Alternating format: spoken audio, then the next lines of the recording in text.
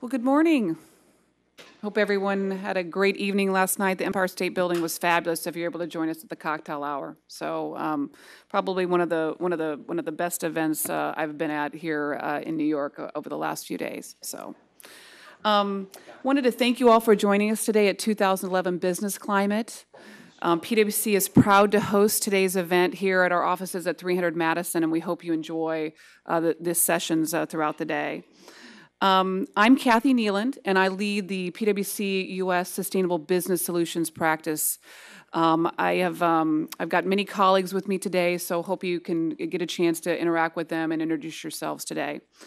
We're proud to sponsor Business Climate this year. This was our second year working with Andrew.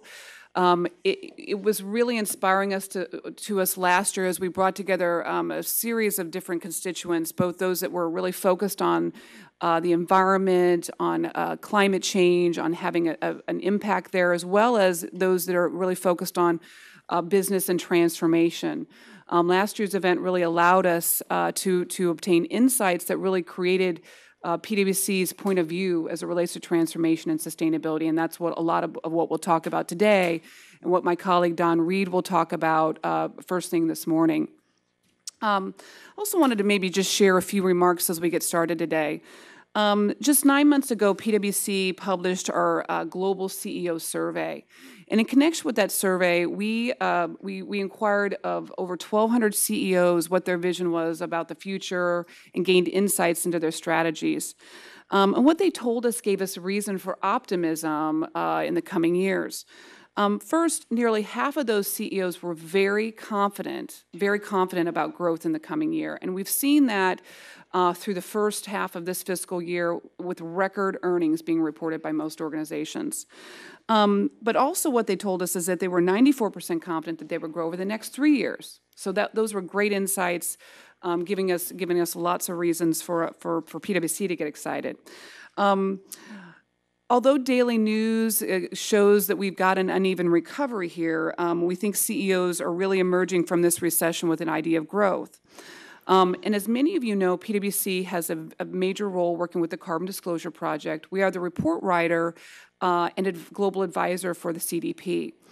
Working with the CDP, as well as working with our clients and working with the CEO survey, we really have come up with a point of view that says that really leading companies are now starting to embed sustainability and climate change within the organization's business strategy.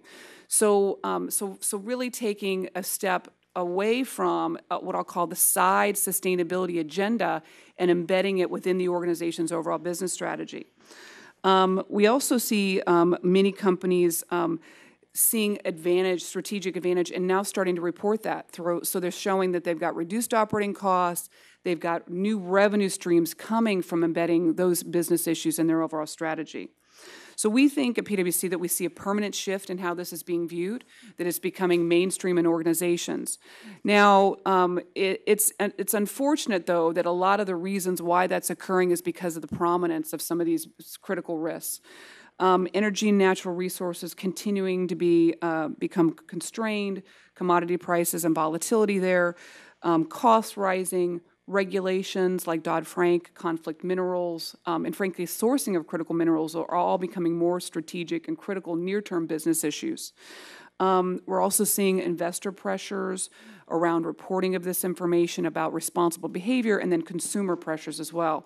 So those are the drivers we see as to why our clients are integrating these issues into their overall strategies. We also see, though, leading companies kind of taking advantage of those. So areas like greenhouse gas emissions reporting and understanding of what your footprint is are actually starting to translate it into business opportunities for our clients, because they're understanding that all things being equal, a green product or a green focus, if you will become differentiating for you. We also see companies putting in place programs, procedures, and controls to generate higher level board intelligence on these issues. So there's a lot of competing demands for boards right now. There's a lot of regulations that they have to deal with in the U.S., but these business risks are showing up in the boardroom now.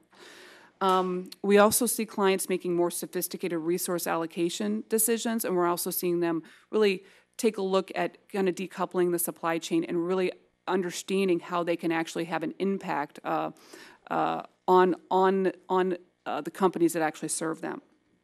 Those companies are reducing costs, and they're again creating new revenue streams. However, as my colleague Don Reed will talk about this morning, we think that there's some work to be done here, and it's our point of view that the transformation is just beginning. So even though these business risks are incorporated into the business strategy, they aren't necessarily integrated in the organization, and we think that's the next step to come. We see many organizations that have a focus on the supply chain and reduction of carbon emissions and that supply chain haven't yet figured out how to integrate those choices with other priorities such as quality of the supplier, financial stability of that supplier, and maybe reputational risk. So very important in that they're prioritizing sustainability-related issues within the supply chain strategy, but they're not integrating that decision and weighting that in a way that makes sense for the overall organization long-term. We think the natural evolution for companies is to transform to be truly sustainable. And as we'll talk about today, leveraging that sustainability to optimize a business is really the foundation for what we see as growth within our client base. Of course, that hopefully will translate into economic prosperity and continued growth here. So with that, on behalf of PwC, I want to thank you all for joining us today. Okay, I look forward to hearing from our speakers throughout the day and having a great dialogue with all of you. And I would like to invite my colleague, Don Reed, who has got over 25 years of experience focused on the environment, focused on consulting with clients. And he's really going to talk about that next stage of integration that's required for transformation and sustainability. So please join me in welcoming Don Reed.